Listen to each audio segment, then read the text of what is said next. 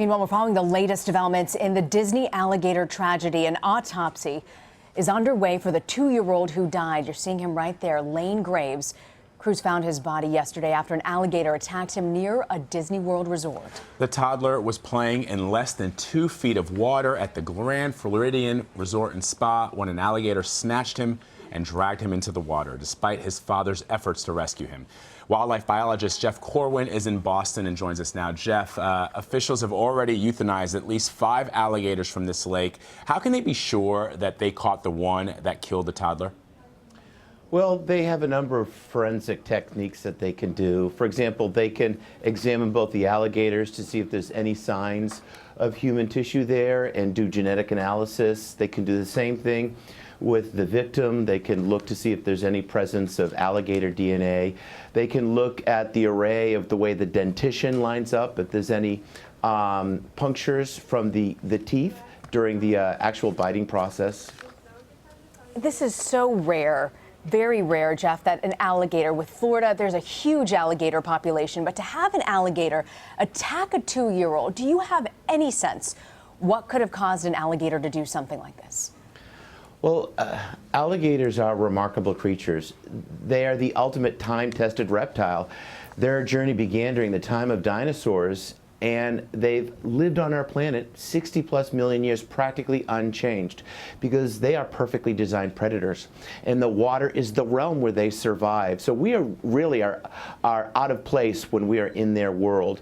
But again, a very rare, unusual event. Human beings aren't the targeted prey for these creatures. They're normally going after water birds and reptiles and fish and turtles.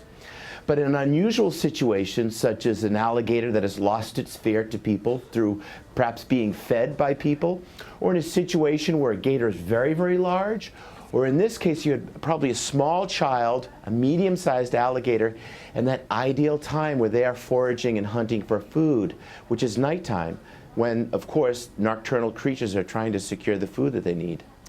Jeff, we know that it's technically mating season for alligators. Should people be extra cautious in Florida, especially following this incident?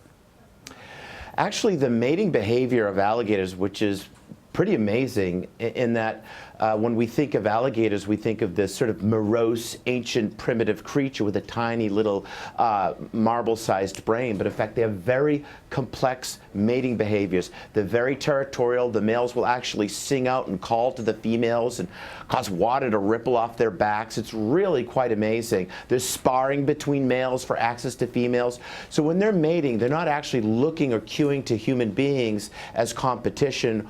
They're actually focusing in on other alligators. Now, that doesn't mean they can't be predatory. And whenever you are in a region with alligators, you can open yourself up to have exploration and discovery, but you always need to make wise decisions.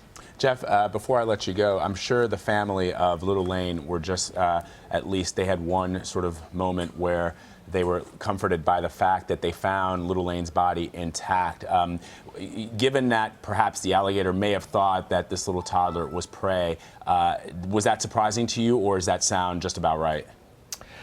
Well, not always will an alligator consume its food. Sometimes they'll take the food to the bottom and consume the food in that area.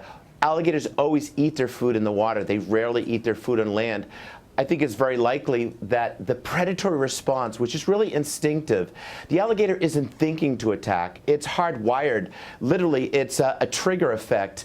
It's like if, Vlad, if you were someone to come up and tickle your eyelash, you couldn't help it, you would blink. When something lines up just in the line of sight, frogs, reptiles, snakes, and alligators will lunge forward.